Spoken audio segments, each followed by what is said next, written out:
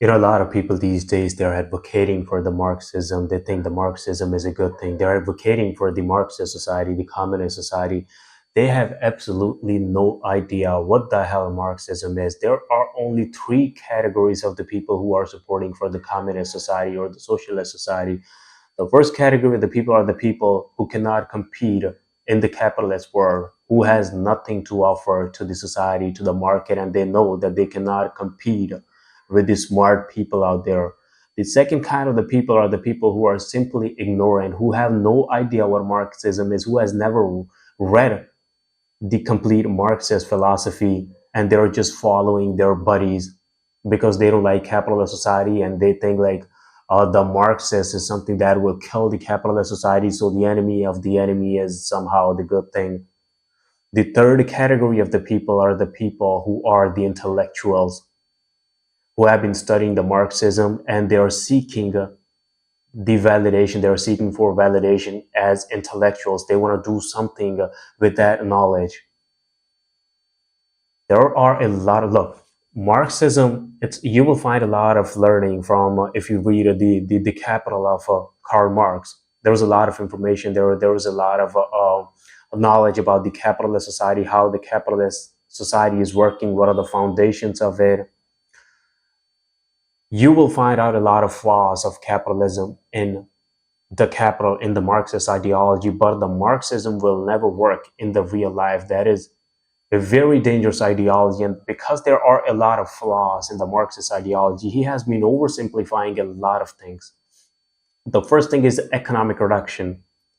Now, a lot of Marxists say that he does not talk about the economic reduction, he talks about the class struggle. He absolutely was talking about the economic reduction. He did talk about the class struggle, but he was also talking about the economic reduction. He simply ignored the supply and demand. He simply ignored the role of the race, the gender, and the culture. The second big flaw is that he was talking about the state. He was saying that the power will be transferred from the capitalist society to the state and then from state to the community. But he never described what that state is. What is that state made of? What is going to be the rule of those states? What defines that state? And that was the reason during the time of Mao's China and the Soviet Russia, that state became authoritarianist state because they did not have no idea what that state is. Marx never described, Marx never defined what that state is going to be. There are a lot of flaws. I'm not going to go through all of them, but two major ones are the economic reduction. The second is that he did not provide the definition of the state, what the state is going to be. And then he's saying, he's talking about he's saying that the working class people, they have to sell their labor because they cannot own the means of production. The capitalist society is owning the means of production. That probably was the case back at the time, like 100 years ago, 200 years ago, not today.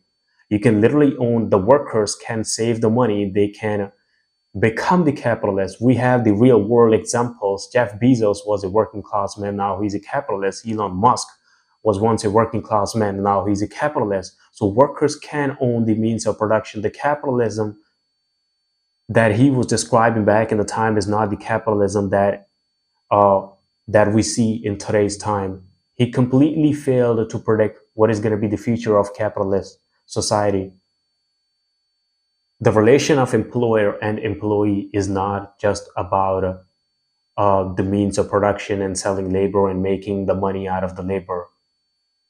It is way more than that. A worker can now work. He can go reach to the higher positions. He can make a very good amount of money and then he can start his own company.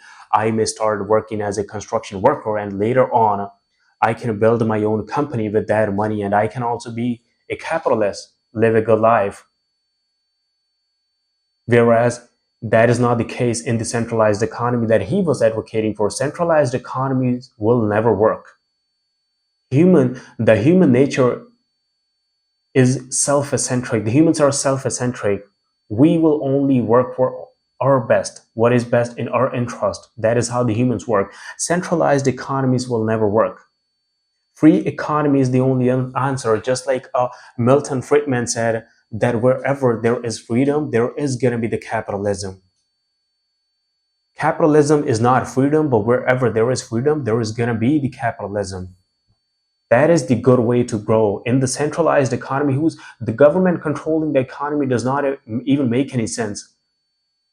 If the government is intervening everything, then we're not even free. That is what happened in the times of Joseph Stalin. That is what happened in the times of Mao Zedong. Now, a lot of people will, these Marxists, they will argue, oh, they did not know how to implicate Marxism in the right manners. How do you know then? You think like you are the one like who are expert? You think you can do things perfectly? You can never do that. Marxism can never work because Marx was failing to realize that humans are not they're not interested in working for somebody else when it comes to choosing between their self-interest and the community services. They will always pick their self-interest first. So you want to give control to the government, you want to make the economy centralized, go ahead, good luck to you. Free economy is the only answer. I do not understand what is mystery here. Why would you kick free economy and then advocate for the centralized economy? There is nothing that is centralized that is good. And Marx says that there will be the abolition of the private property. Why should there be the abolition of the private property? Whatever property that I have earned it with my own hard work. It doesn't mean that I've been working hard and then I've built a business. It doesn't mean that a business is bigger or smaller. End of the day, that is my earning. The confiscation of my private property is authority. That is not the freedom. That is not how the free societies are. So I do not understand the people who advocate for the Marxist society. What do they think that is going to be the beneficial for the people who are living in the society, in the communist society? I mean, look, any communist society back in the time, the communist countries, USSR, Mao's China, Ceausescu's Romania, Venezuela was a socialist country, but that is close to communist country back in the time of Hugo Chavez. Now, a lot of people would say that it was not the socialism that destroyed Venezuela, but it was that they focused too much on the oil that they failed to recognize or the uplift the rest of the resources. They say that the why Venezuela failed was because of Dutch disease. That was also part of it. But Hugo Chavez back in the time, he nationalized a lot of private businesses. That is when he started killing the economy of the Venezuela. Oil was being part of it, but what he was doing with the businesses was another huge part of it. And that is the main reason why Venezuela failed. None of the communist society has ever worked because that is not how the human mind works. The way Marx is describing the relation between the employer and the employee is not how the reality is. The reality is way different. A lot of things come in the side. Again, like I would say that go through the Capital, go through the German ideology, go through the Communist Manifesto, read the principles of the Communist Manifesto that says that the abolition of the private property, that says the confiscation of the right to inherit the private property, that says that abolition of the family system, that says the abolition of the free market economy, which I think is going to be the disastrous. And then come back and try to figure out that what was that was mystery that was stopping you from abandoning the communist ideology. Also, he was advocating for the high income taxes. Will you be able to pay the high income taxes? That is ridiculous. There is nothing that is good about the Marxist ideology. The only thing that is good about the theories of the Marx is that he will find the flaws in the capitalist society. He was able to find out how the capitalist society is exploiting the workers, but it is also benefiting the workers. If you look in today's world, Every capitalist society is a success. Even Russia nowadays, like they are pretty much a free economy. That is not a decentralized economy. China pretty much is a free economy. That is not a decentralized economy. Venezuela was a centralized economy. Now look, the country's in the shambles.